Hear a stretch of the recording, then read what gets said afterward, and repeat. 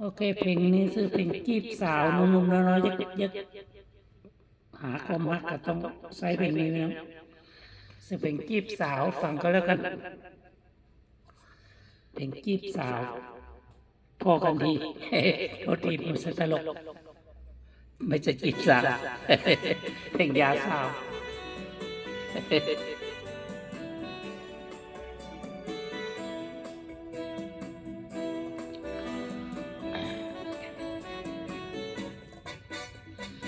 พอกันทีต่อแต่นี้แล้วบ่ต้องพบกันน้องก็จงไปพ่อน้องไอ้ก็จงไปพ่อไอ้หันหลังใส่อย่าพบหน้ากันอ้าวหันหลังใส่อย่าพบหน้ากันเฮาฮักกันบ่ได้หัวใจเฮาบ่คือกันน้องเป็นคนหลายใจ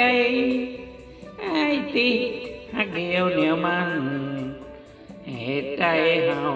จะได้กันสัวสิวันก็คงบ่มีพอกันดีต่อแต่นี้บ่ต้องพบกันน้องก็จงไปพ่อน้องไอ้ก็จงไปพ่อไอ้หันหลังใส่อย่าพบหน้ากันเอาหันหลังใส่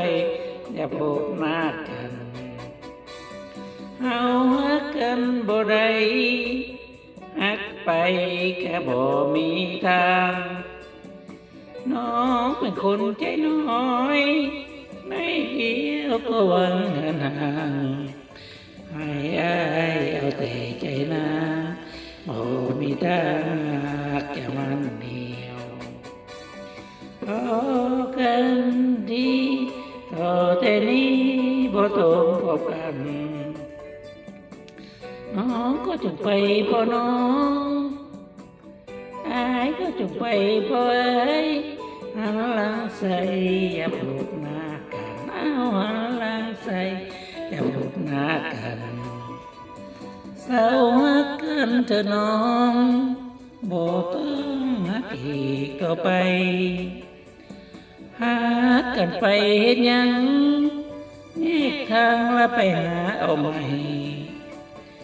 ฮักกันมันลำบากยากใจบ่ได้ไอ้กาบ่เอา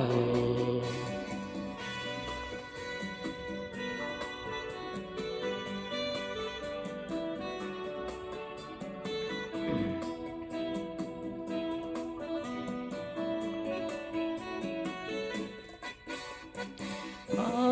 กันทีต่อแต่นี้แล้วบ่ต้องพบกันน้องก็จงไปพ่อน้องอายก็จงไปพ่อไอ้หันหลังใส่อย่าพบหน้ากันเอาหันหลังใส่อย่าพบหน้ากันเศร้าฮักกันเถอะน้องบ่ต้องฮักอีกต่อไปฮักกันไปเฮ็ดหยังแยกทางแล้วไปหาเอาใหม่ฮักกันมันลำบากยากใจบ่ได้ไอ้ก็บ่เอา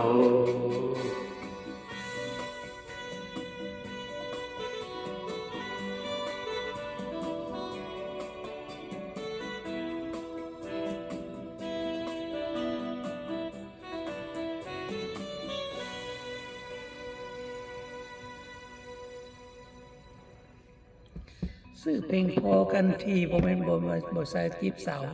วเลย